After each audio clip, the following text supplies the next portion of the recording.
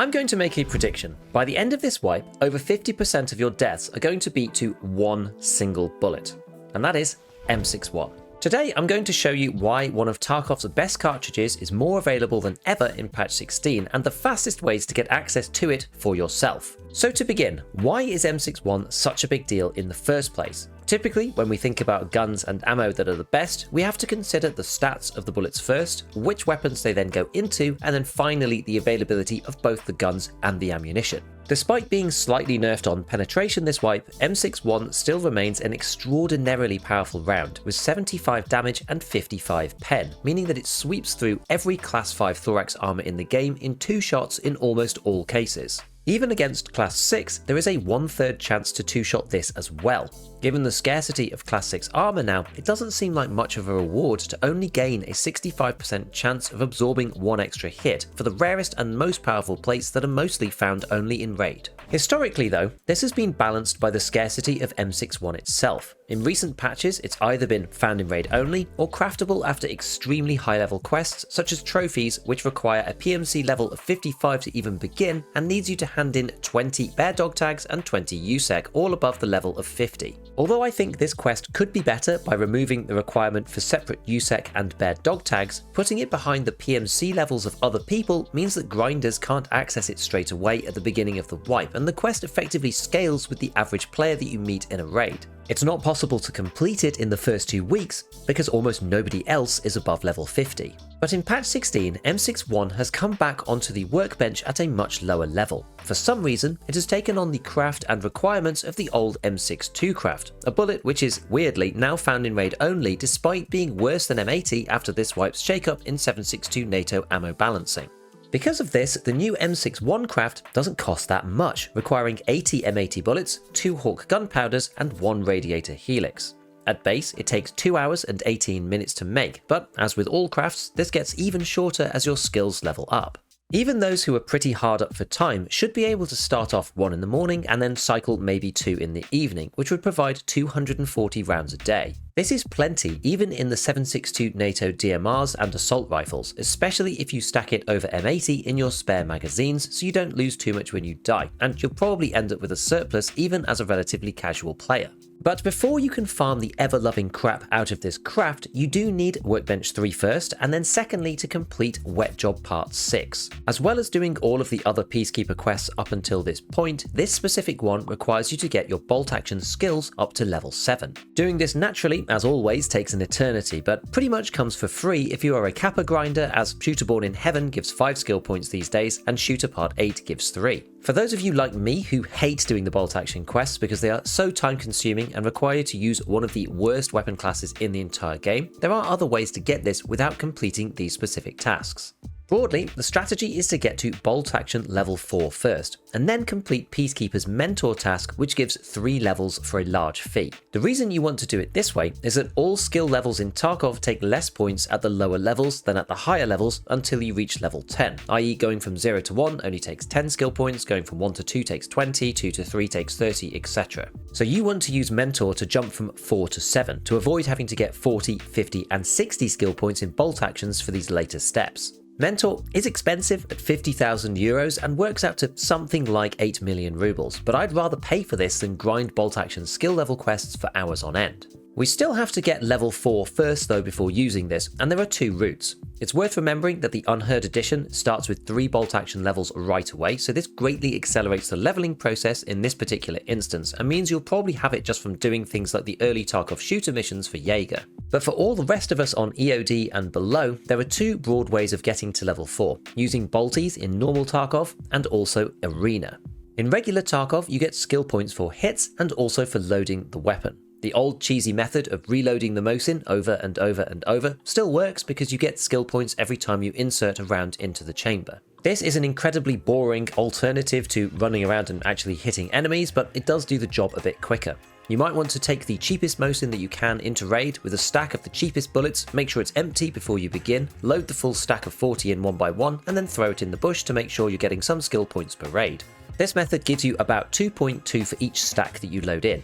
Once you've done the first one though, you have diminishing returns, which means that you won't get as many skill points for the second stack and the third stack and so on. It is technically possible to lie in a bush somewhere and wait for 5 minutes after the last load, which will reset your diminishing returns back to 100% and allow you to load in a second stack at 100 rather than 60. But this is really one way to drive yourself completely mad. It is also possible to reload magazine-fed weapons like the VPO-215 over and over as well, although you only get about half of the skill points that you do with a gun like the Mosin, albeit without losing anything while you do so. The other method, which I used this wipe, was playing bolt actions in Tarkov Arena. As you just need hits and the skills from Arena transfer over to the base game, you can use Arena as a very concentrated way of getting hits on enemies to level the skill. I tried a few different methods, using the VPO for the fastest cycling, the M700 for the fastest ADS speed, and finally the AXMC with 338 Lapua AP to one-shot players in the chest. This last one was by far the best, because most of the time that you waste in a respawn game mode like Last Hero is on the death screen, respawning and trying to find another player to shoot before they shoot you. Arena is a very headshotty game, so if you don't kill people with that very first hit, most of the time you're dead, and the AXMC allows you to sometimes chain up a streak of kills one after another, which means you end up getting bolt action skill really quite quickly. Depending on how well you do in Last Hero, which is the game mode with the highest concentration of PMC encounters, I went anywhere from 4.5 skill points per game to 6.5, averaging at just under 5.5 skill points per 10-minute Last Hero session. I decided that it was easier for me to get my 55 required skill points across 10 Last Hero games, taking around an hour and 40 minutes to get to level 4 from where I was previously at somewhere in level 2. It sounds a bit painful at first, but once you get into it, it can actually be quite fun. I was using a stockless version of the AXMC, partially because it's just funny, and also because it reduces the weight of the gun by half a kilogram for only around 5 ergo. A very important point is using the rangefinder, because the only class you can use the AXMC with in Arena is the marksman one, which doesn't have access to any other tactical devices. The rangefinder has a red laser, which makes it significantly easier to hit people in the chest when you're playing on close range maps in Last Hero. After finishing this, I have been crafting as much M61 as I physically can, and despite using it carefully in Raid 2, I've ended up with nearly 1,000 rounds so far, and many people in my stream chats have as well. This cartridge is so broken for how well it beats good armor that it would be stupid not to use it, and the damage makes it crazy against bosses too. One of the big problems around balancing 7.62 NATO has always been the large number of weapons that are chambered in this caliber. M61 is only a problem because of the very best guns in this category, assault rifles with relatively low recoil and decent ergonomics, depending on the build of course, which you can get in particular with the MDR, the SCAR and to a lesser extent the FAL. 80 rounds a time for only a 2-hour craft allows you to use these guns very easily without having to sacrifice anything really, which is very different to other powerful calibers like that for the Ash 12, which can hardly be modded, 7.62x39 which caps out at 47 pen with BP, and 7.62x51 which always gets placed into a compromised gun of some kind, whether it be the SVD, the SVT and AVT, or the PKM and the PKP. Personally, I would greatly prefer a craft for M993 for example, but it only give 10 or 20 rounds over something like a 6-hour period for bolt action people, as this would be hard to consistently use in a 7.62 assault rifle on full auto. 7.62 NATO bolties are missing a guaranteed headshotting round outside of this new M61 craft, as there is a massive jump from M80 with its new 43 pen straight to M61 at 55 pen with nothing in between. All the other regular bullets that you can make yourself with high damage cap out at around 47 pen, making M61 stand out as a significant outlier.